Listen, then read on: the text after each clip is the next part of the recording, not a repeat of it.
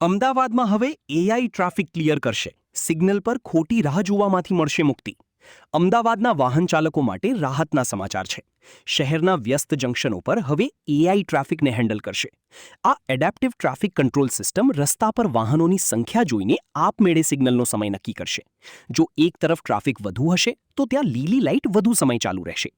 Junction પર high tech camera અને sensors લગાવવામાં આવ્યા છે, જે વાહનોની સ્પીડ, ઘનતા અને લેનના વપરાશ પર સતત નજર રાખશે. હાલમાં પાયલટ પ્રોજેક્ટ તરીકે શહેરના મુખ્ય 10 જંકશન પર આ ટેકનોલોજી કાર્યરત કરવામાં આવી છે. જો આ પ્રયોગ સફળ રહેશે તો સમગ્ર અમદાવાદમાં અને પછીથી દરેક મેટ્રો સિટીમાં આ એઆઈ બેઝડ સિસ્ટમ લાગુ કરવામાં આવશે. તમારા મતે અમદાવાદના કયા વિસ્તારમાં સૌથી વધુ આ સિસ્ટમની જરૂર છે?